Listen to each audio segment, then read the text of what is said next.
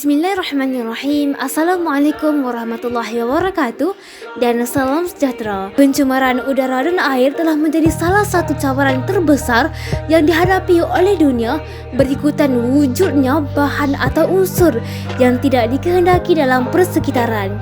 Perkara ini akhirnya membawa kepada impak negatif yang meluas, merangkumi kesihatan manusia, kestabilan ekosistem dan kepelbagaian biologi. Pencemaran udara boleh dikatakan antara pencemaran yang memberi impak yang paling besar kepada alam sekitar. Pencemaran udara ini telah menjadi tumpuan sedunia bagi menangani dan mengambil langkah pengawalan supaya tahap pencemaran dapat dikawal. Negara maju seperti negara China yang bertumpukan industri perkilangan secara langsung menjejaskan kualiti udara di negara tersebut.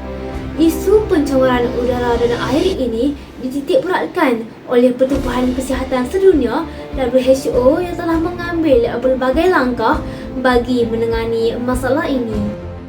Antara faktor-faktor pencemaran udara ialah pembebasan gas klorofluorokarbon atau CFC telah menjadi punca pelipisan lapisan ozon dan seterusnya membawa kepada pemanasan global di seantero dunia. Justru itu, pembebasan gas karbon dioksida yang terlalu banyak menyebabkan haba di bumi terkumpul dan akhirnya suhu bumi meningkat.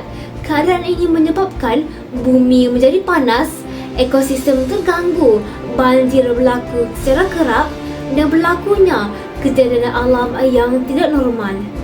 Perkara ini juga akan memberi dampak yang buruk kepada hasil dan kualiti pertanian dan akhirnya berlaku masalah kekurangan sumber makanan.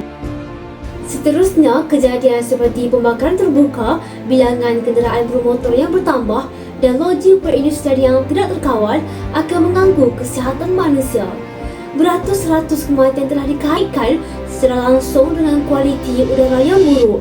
Malah, WHO menganggarkan bahawa 2 juta kanak-kanak di bawah umur 5 tahun mati setiap tahun akibat daripada penyakit pernafasan akut yang disebabkan oleh pencemaran udara. Jika dilihat dari sudut yang berlainan, pencemaran air bukan sahaja berlaku di kawasan pendapatan manusia, tetapi juga berlaku di kawasan yang melakukan aktiviti pertanian. Namun begitu, terdapat aktiviti pertanian seperti membaja terlalu banyak sehingga menyebabkan bahan kimia tersebut mengalir ke sungai berdekatan dan mencemarinya. Walau bagaimanapun, punca utama yang dapat dilihat secara zahir adalah berlakunya pembuangan sampah sarap oleh individu yang tidak bertanggungjawab ke dalam sungai tanpa rasa bersalah.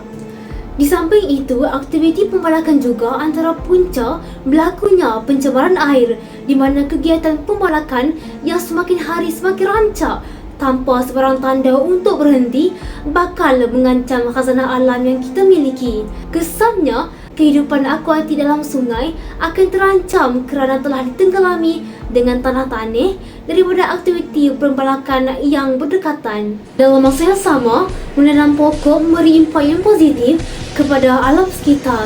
Sebagai contoh, pokok berperanan sebagai penyerap karbon dioksida yang berlebihan dalam udara.